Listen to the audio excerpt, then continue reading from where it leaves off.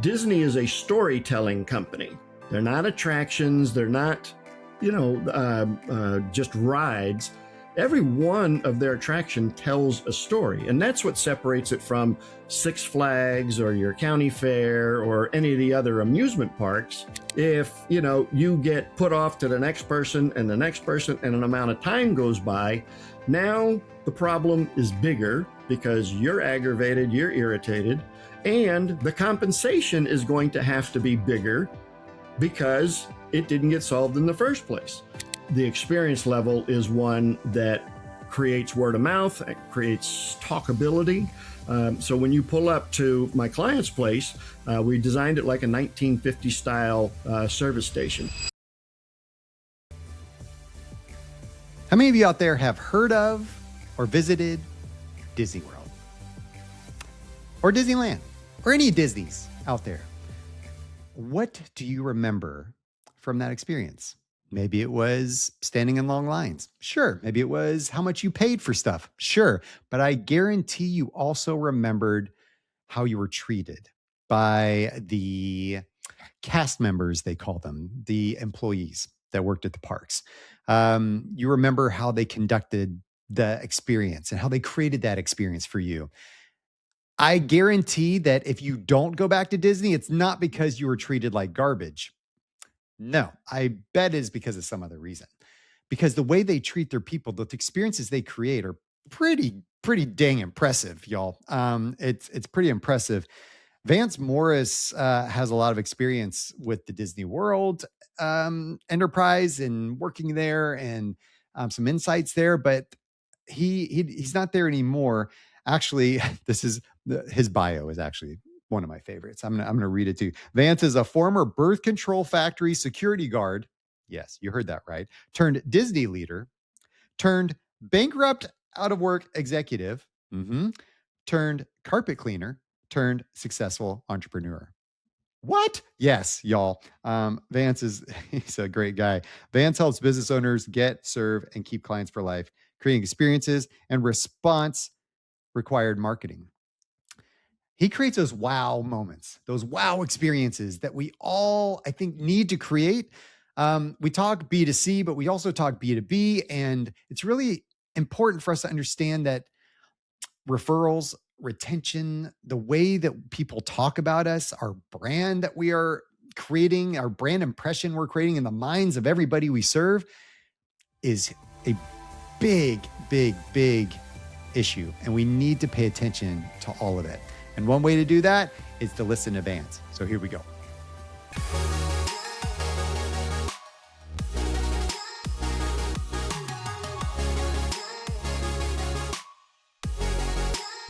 Vance, I am very interested in how you're going to wow the audience today. Well, first things first, and the crowd goes wild. Is that it? That is true. My whole audience right now, I can see them driving in their cars, working out on their treadmills, whatever they're doing, like just cheering for you. There we go. I love it. So wowing our customers, man, that's a big deal. No, definitely. And it's easier to do these days than ever before because the bar is set so low. We all go to restaurants or wherever and, get lousy, maybe perfunctory service. There's only a couple places I can go that I actually enjoy myself. So to actually wow somebody is easier. Simple things like answering the telephone, live, preferably, sets you apart from just about everybody. Really just taking the time to listen to your customer. Also, because AI is not doing that so well yet. They don't have empathy. They don't know how to, check your tone of voice. So I think the strategies and the tactics that, we'll talk about today should hopefully deliver the wow you're looking for. Are you a customer service snob, Vance? Are you, when you go in, you're just kind of like, are you picking it apart every single time? Oh, yeah. Yeah, it's a hazard of the job. Now, if I walk in and let's just say it's a restaurant, I walk in and it's, oh, hey, great to see you again. Mr. Morris, how many of you are going to be for dinner tonight? Now my guard is down and I probably won't do too much picking because they started off on the right foot. It's what I call moment zero. They initiated right from the beginning. And it wasn't that, they look at you like you got three heads and you're interrupting them and they're like two. That's not exactly a great greeting. So yes, I do pick apart the service horrendously and write about it frequently. Yeah, I don't want to be on the receiving end of you visiting any of my establishments, Vance. Yeah. So, very cool. I think that there's let's talk real quick. Let's dig into the problem just for a second. Sure. What are the things that irk you the most about businesses today out there? I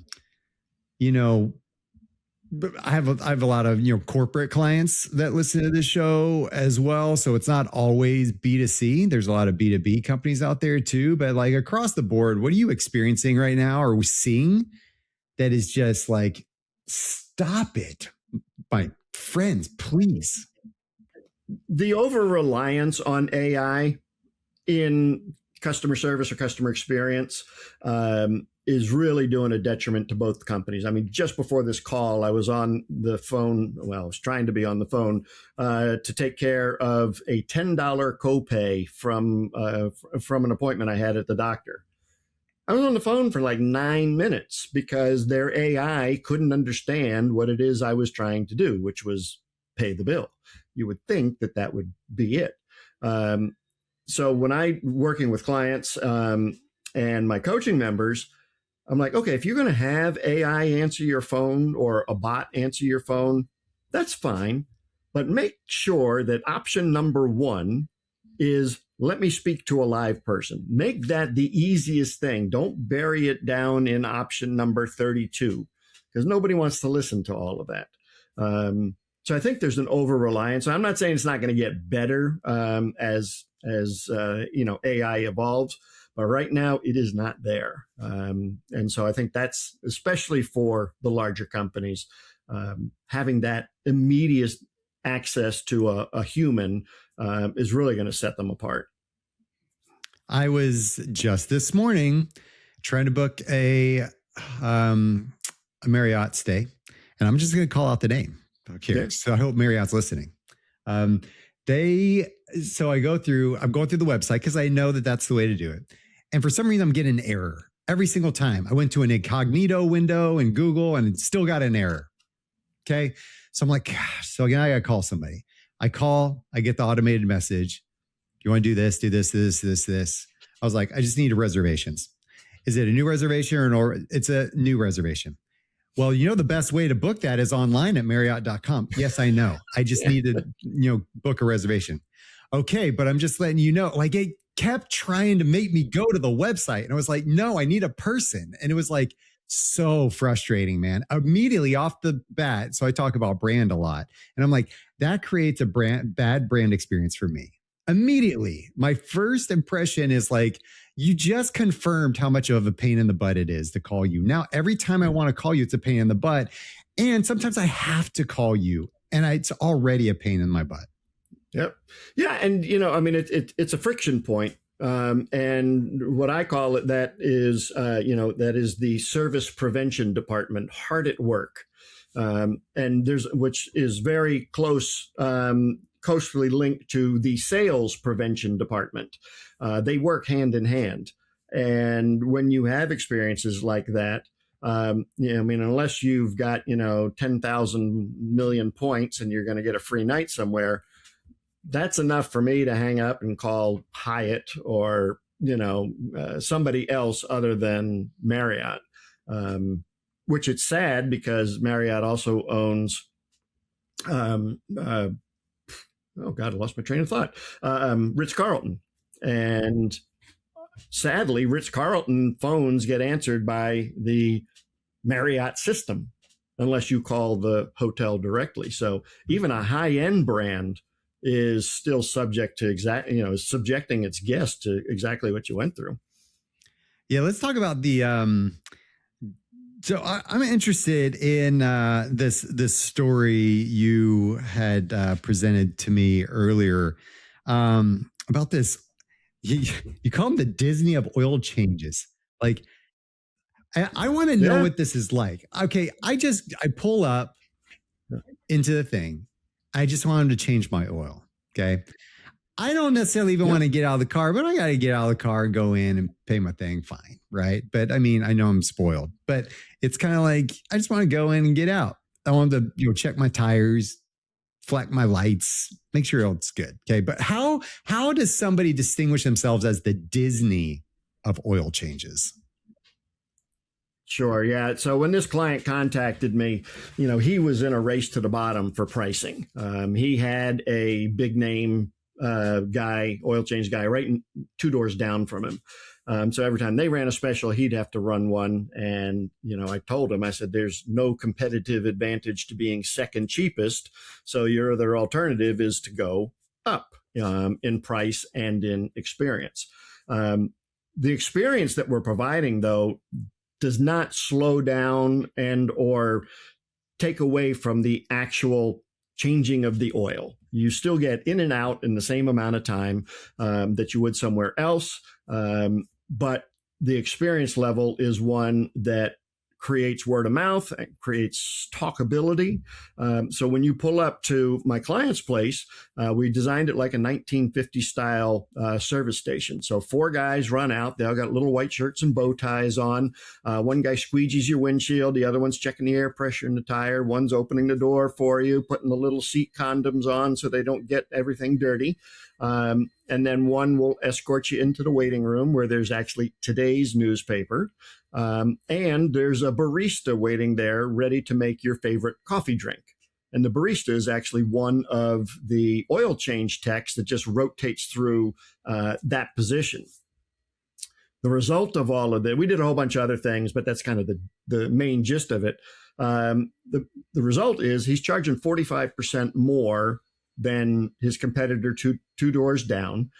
His employee retention has gone through the roof because they are serving a few less people, but it's less wear and tear on the building, less wear and tear on the employees. His least tenured guy is like 19 months now, which I guess in the oil change world, that's like 6 lifetimes.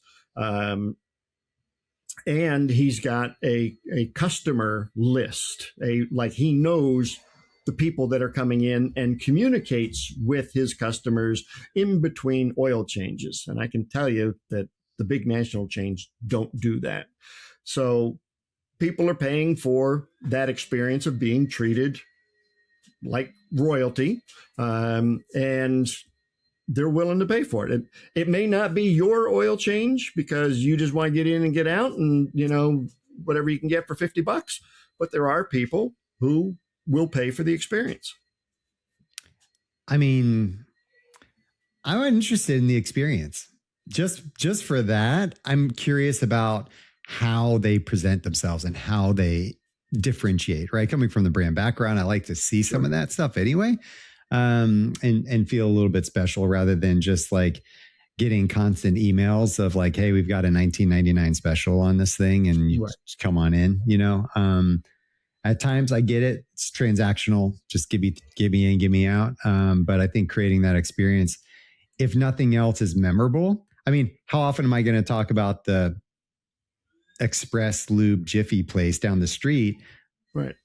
How often am I going to talk about this place? As kind of like, I may not go there all the time, but maybe I will, but I'm at least going to talk about it. And then other people will go, oh, that's interesting. And, so I think that there's another advantage to just retaining the customer as much as it is, creating an experience that people want to talk about. Yeah. And, when I'm working with my customers and clients, I try to get them to have their clients say, oh my God, you'll never guess what happened at, and then insert your niche or profession there. So, oh my God, you'll never guess what happened at the oil change. You're right. That conversation never happens at the dinner table. It doesn't. Unless, again, you experience my client's oil change. Same thing, here in Maryland, I own 3 home service businesses, and one of them being a carpet cleaning business. And I often hear, because we see the threads on Facebook, it's, oh my God, you'll never guess what happened when the carpet cleaner came today. And the thing that separates our company from all of the others is we present the customer with a gift before we even get into the house. So when was the last time you had a, home service guy, the electrician or the plumber or anybody show up at the front door with a gift before they did any work, before they even knew if they had the job? I'm going to hazard a guess, probably none. I like it. Maybe not. And I'm not talking just chip clips or pens. I'm talking like a chip clips. I love chip clips. I've got 400 of them in my, or a tumbler. I've got tumblers out the wazoo as well. Tell me, so I just spent $400 million at Disney 2 weekends ago. I was just there. It was a home of yours for a while. You got the opportunity to work and to be engulfed in the Disney experience and understand what that was. Now, again, I walk around and I'm in awe at the design and the detail of the experience and the way that you navigate and the way that they flow. How they control that many people is incredible, right? And the systems and the way that things work, it blows my mind. Okay. But they create experiences, and you get there and you're like, $20 for that balloon? Okay.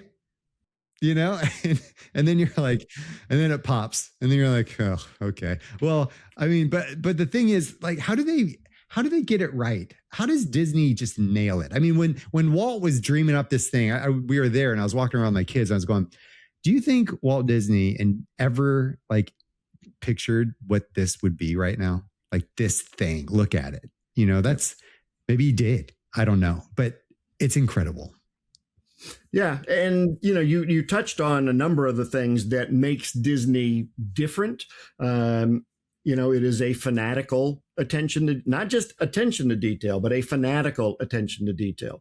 I was there a couple of months ago and sitting outside having coffee, and I watch, the guys are trimming the hedges.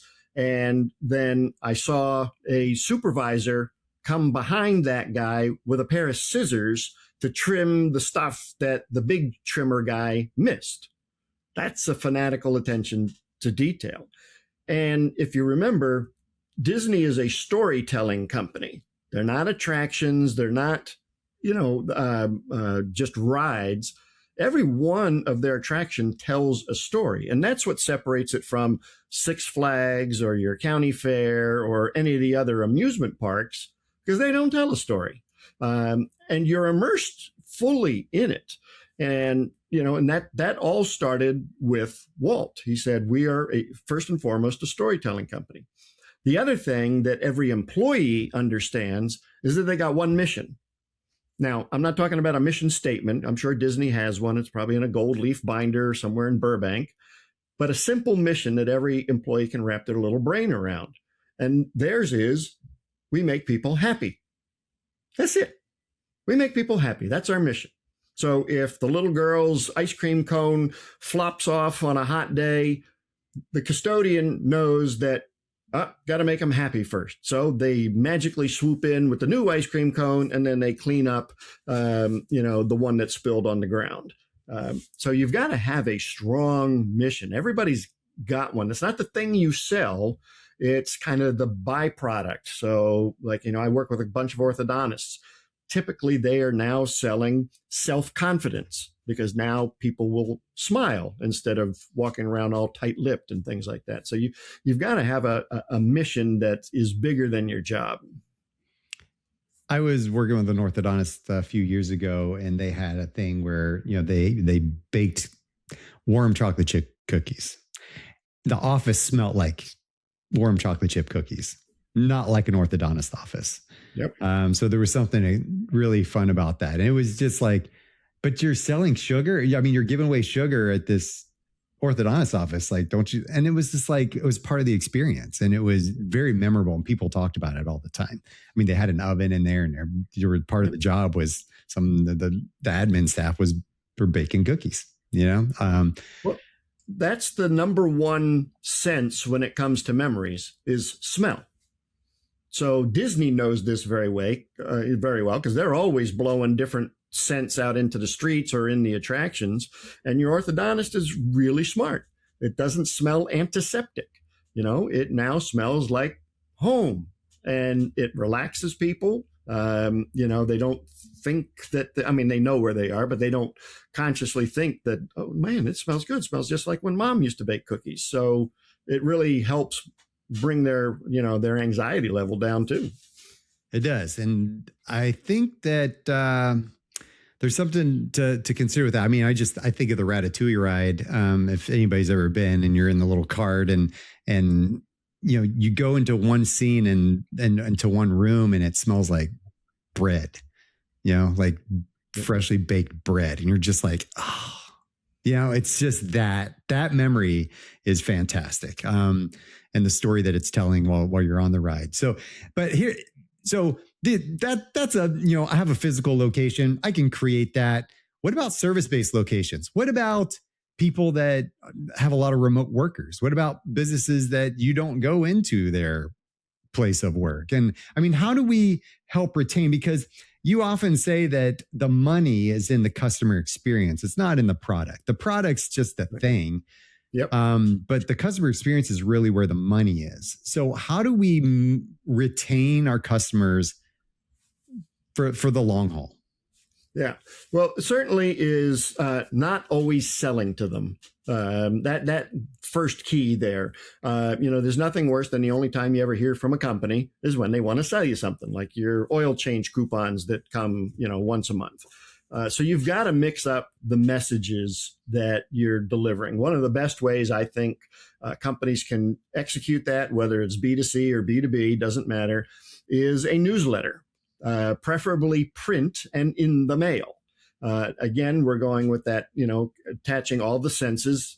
They got to touch it. They got to look at it. They got to think about, okay, am I going to read it or am I going to throw it away? And then the messaging in the newsletter is not about your widget or your thing. Because trust me, nobody wants to hear about my new, carpet cleaning Suck-O-Matic 3000. Doesn't matter to them. They don't care. But they love reading about, by the way, I shamelessly use my children in my marketing. So they love reading about my daughter's ballet recital. So much so we had a lady at the grocery store come running up to my daughter and said, "Emma, how was your recital?"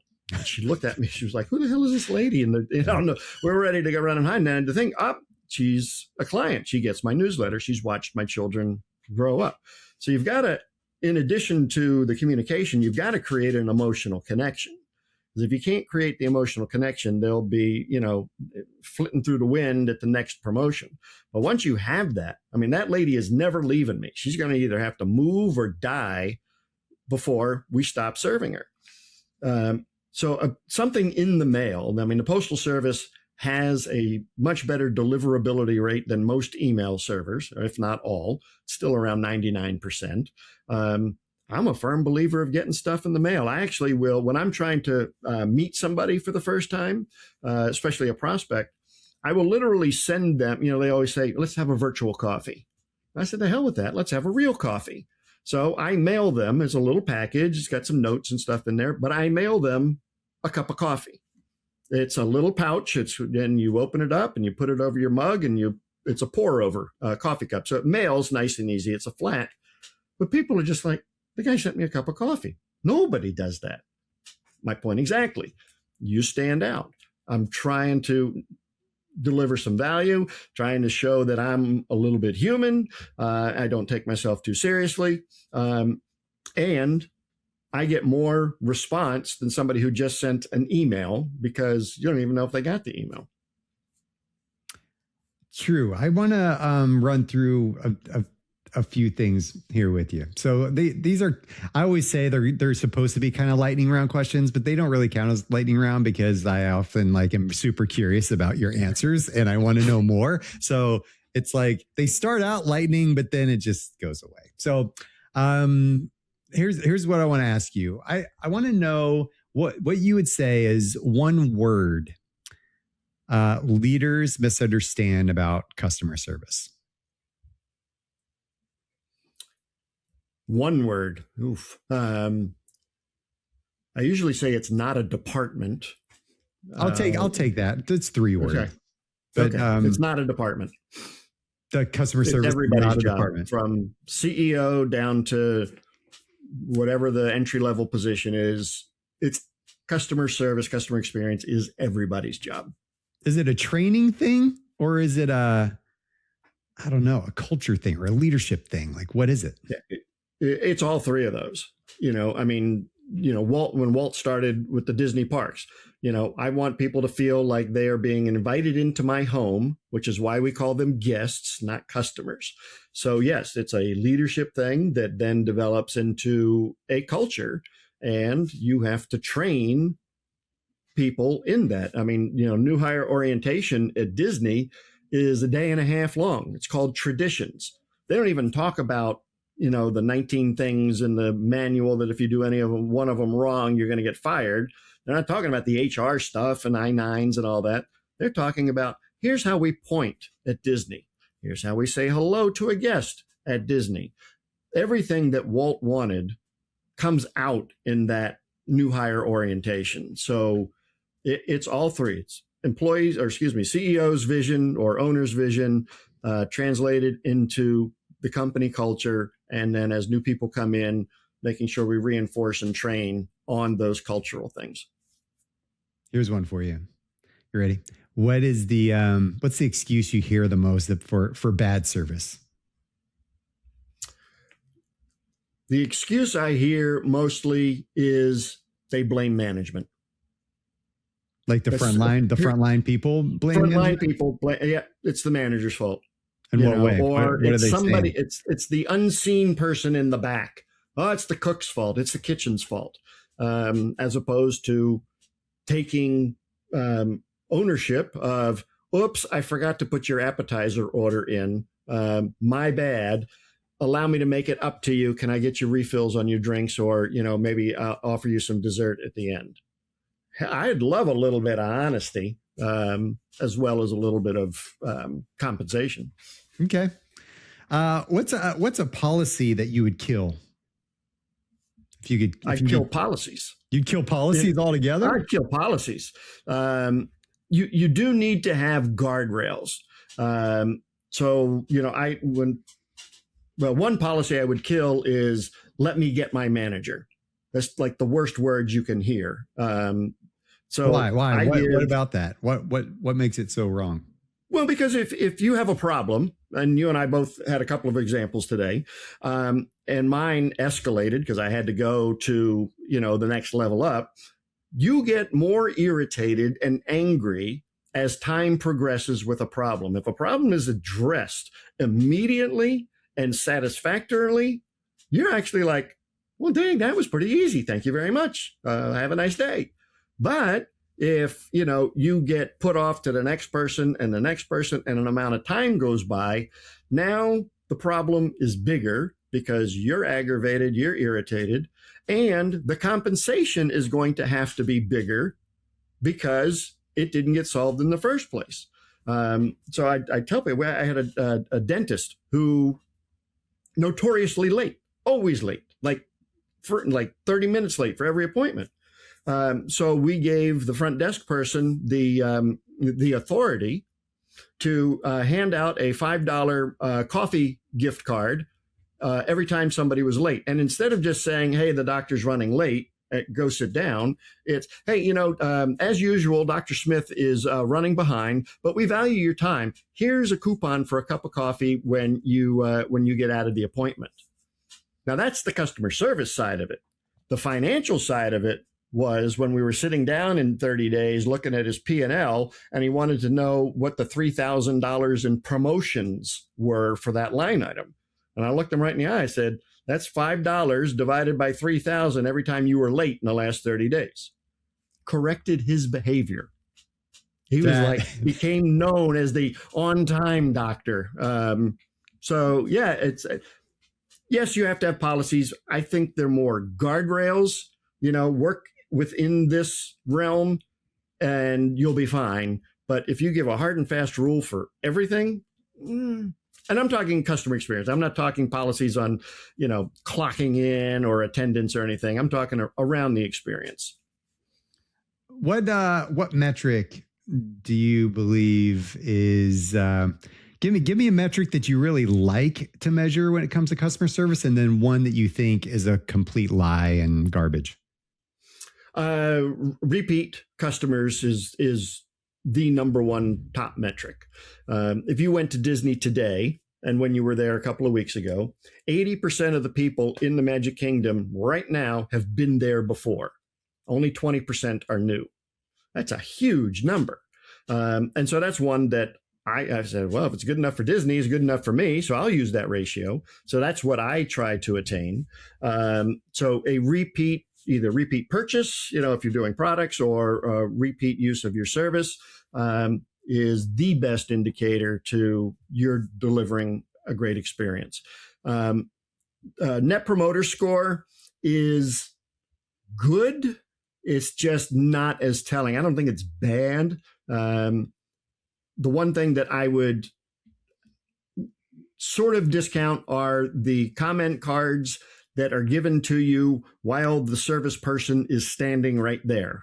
Like, you better give me all fives or I'm going to, add $20 to your bill or something like that. Those are bad.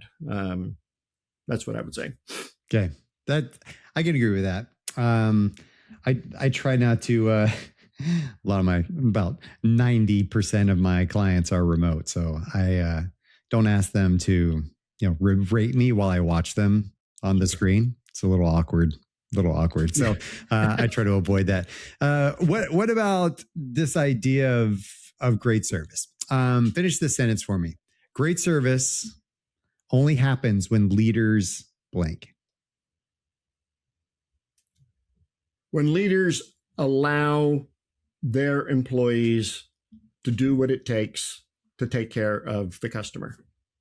So let me interrupt real quick, because I think this goes into what you were saying earlier too about the front desk office and giving them authority. The key word is authority to give those cards out, because I was just talking to a client yesterday about delegation and how we give a lot of people a lot of responsibility without a lot of authority.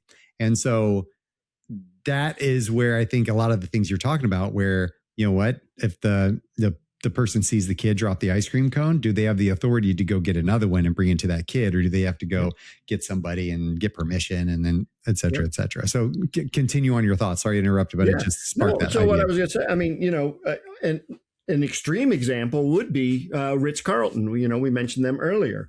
Every employee there has up to $2,000 of discretionary spending to solve any guest problem or to take care of a guest, even if no problem exists. So, they don't get questioned on it. I mean, they may be, okay, could you have done it a little cheaper? Or nobody gets in trouble. They just have you tell the story. So, I mean, there's a guy that left his book at home that he was reading. I guess it was a Tom Clancy book or something. And he just happened to mutter that at the front desk. He wasn't really telling anybody, but he was just kind of ticked off that he forgot his book. But the front desk person was alert and on their break went to the bookstore 2 blocks down, bought him that book, and had it delivered to his room. $22 just insured a customer for a lifetime. That's the investment. It's, people think, oh, I'm spending money, or, it's not spending, it's investing in the long-term retention of your customers and how well they're going to talk about you and how much they're going to come back. Give me what are some of your favorite wow experiences that we could all take away, that we could try immediately if we wanted to, whether it's a B2B company or a B2C company. What are some of your favorite kind of low-hanging fruit things? I understand you have a 52 tip wow guide for Right. that you give away as well. It could be part of that or not. Yeah, no, I think, and this is what separates Disney from everybody else, is that they have figured out how to make an experience out of all the boring, mundane things we do day in and day out. So they have made an experience out of answering the telephone or greeting a guest. And so you have to look at your entire customer journey and identify points where you could create a wow. So quickly, I mentioned the gift that we give. Anybody can give a gift. My carpet cleaning company does. But we've also created an entire wow sequence that goes with it. So the boring thing, we have to get into the house. Can't get in the house, we can't do the cleaning. So we've scripted the entire thing. And it starts actually when the guy drives up. We park in the street. We don't park in the driveway. God forbid we got an oil leak. Now I got something else I got to clean up. He gets out of the truck and he doesn't smell because I forbid smoking and you can't wear cologne. Nothing worse than the guy who smells like the Marlboro Man who just took a shower in Axe standing in your kitchen. It's repulsive. He's got a clean uniform because he carries an extra uniform with him in case he gets dirty. He goes up to the front door. He puts down a special mat, knocks on the door. We don't ring the bell. And then, Mrs. McGillicuddy answers the door. We say, hi, my name's Josh. I'm here to create your healthy home. So that's our mission. We're not here to clean carpet. Our mission is create healthy homes. May I come in?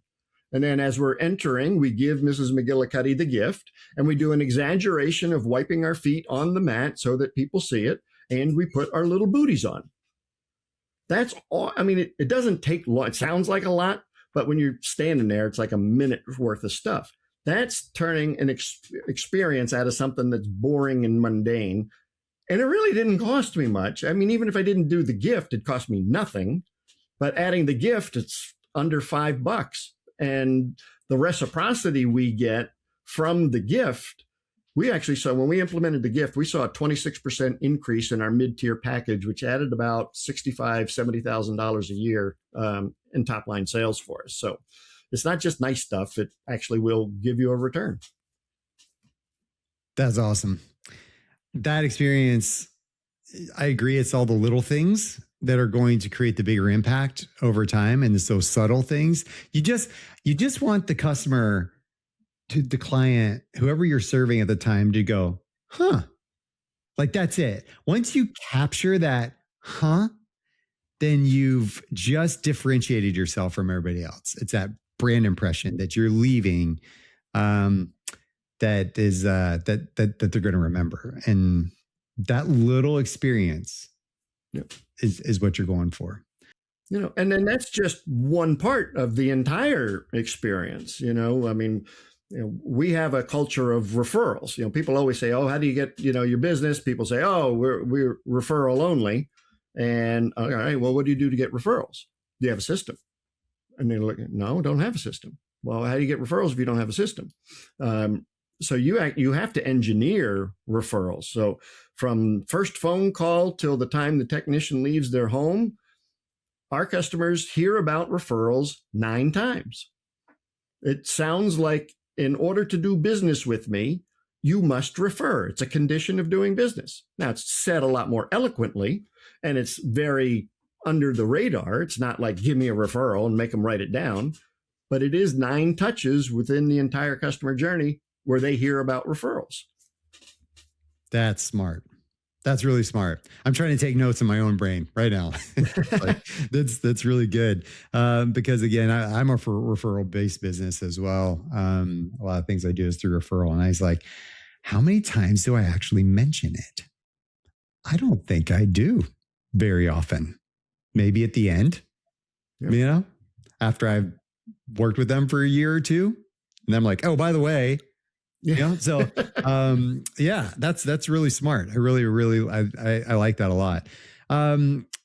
Thanks, man. What Vance, when we're talking about the creating that Disney experience for our people, right? Some of us, we don't necessarily have people that come into a physical location, but we can create those magical moments, those ideas that stay in our mind, so that when I am asked to pay obscene amounts of money to go to this place, that I pay it. And I don't mind paying it because of the experience that I get and the magic that it creates. Because I was telling you, I think before the call, the first time I ever went to Disney, I told people I was a Disney hater because I went, I didn't have any kids yet. My wife was pregnant. And I was like, why are people spending the amount that they could spend to go have a weeks long, beautiful vacation in Europe for this? Like, it's hot. It's stand in lines. It's like, it was crazy to me that I just didn't get it. Then we had kids.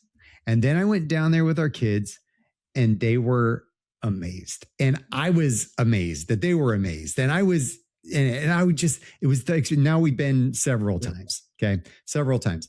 And that experience is, now, do I love paying the thousands of dollars every time I go?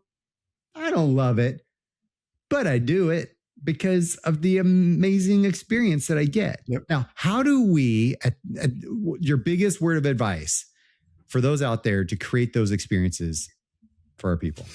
And I think one is the emotional connection that I talked about. Once you have that, it's no longer transactional. It's I won't say partnership, but it is less about the transaction than it is anything else. So finding ways to create that emotional connection. I mean, maybe you're a fisherman or you like knitting, bring those types of things from your world, your personality into the business. So many small businesses, they think they need to be viewed as a big business, like a corporation. But if they would just bring a little bit of the personality in, that will help soften and create that emotional connection. Now, Disney, one of the key things, and this is something that any of your listeners should and can do, is create a kiss goodnight. So you went to Disney, I don't know what you were thinking, in July, and you were there with your kids, and you're probably hot, sweaty, tired, dehydrated, malnourished, all the things that happen to you at Disney. And then the fireworks go off. And it's like all of your stress everybody's looking up at the sky going, wow, ooh, ah. All the kids are whispering in their dad's ear, Dad, this was the greatest day ever. And right there, you melt. You're toast. You're done. You're coming back and spending another 10 grand next month. But Disney knows that because they have this fireworks or this kiss goodnight. So every business can have their own version of the kiss goodnights, because if you remember primacy and recency, people remember what happened at the beginning, people remember what happens at the end, and they kind of forget the middle stuff. So Disney knows that. And so they want people to remember the good times, which is the fireworks. For us, it's, how we leave a home, or at the end of a consulting agreement or contract, I'm sending, the congratulations, you've graduated gift. It's usually a nice canvas print for their wall. So just a little bit of creativity and you can create that kiss goodnight. But I strongly, because that's the last thing people will see until the next time they see you. And you want to end it on a positive note. So that's what I would do. A kiss goodnight. Well done, Vance. I appreciate it, man. Good. Thanks for the insights. Thanks for the input. So can you tell people where to get that 52-week thing? Oh, sure. Yeah. 52 ways to wow your customer without breaking the bank. You can find it at wow52ways.com, and it's WOW52ways.com. A wow for every week of the year. A wow for every week of the year. That's a gift. Thank you, man. That's really good. I appreciate it. And people want to hang out with you. How do they do that? Sure. You can connect with me on LinkedIn, Vance Morris. I'm the only Disney guy there. Or you can go to my website, which is also just as easy, vancemorris.com. Well done. Thanks, Vance. Continue to wow those people out there. My listeners have been wowed because I think you've given some things for them to think about too. So appreciate it, man. No, thank you for having me on, Scott. I appreciate it. Okay. I've got some thoughts. I've got some my gears were turning in my brain as I'm thinking about what I need to do to further wow my own clients. I don't know if I do enough. I've thought about this. I've read multiple books, and it just takes time and it takes effort and it takes all these things that we always complain about with all the other things that we're trying to do in our businesses, in our lives. And I think that if we just take a moment, it doesn't have to be hard. Go download that 52 wow guide. Like that, it's stuff that's not going to break your bank. It's stuff that's really simple to implement, and it's things that we can all do. And that's why, Vance has been such a resource and such a guide for me on the show, and for you, hopefully, as you take on some of the advice that he was giving. Create those goodnight kiss moments. What is it that you want to do to leave your customers, clients, whoever, with a good impression, with that thing that they can walk away going, that was cool. And then they tell somebody about it. Hey, guess what? Last week I was at this thing. Or, hey, yesterday I was doing this thing. Or, hey, I talked to this person. We want those moments to come out of their mouths into somebody else's ears, because that is what creates brand loyalty, brand recognition, and all the things that we work so hard for and to keep. So thanks, everybody. If you want to find out more information about me or check out the show notes where there's going to be more information and links to the things referenced in this episode, visit skotwaldron.com. And lastly, I'm asking for a little bit of love, just a little bit. So please take a moment, follow, rate the show. The algorithms like that. It helps me get the word out. I really appreciate it. Thank you. And until next time, stay unlocked.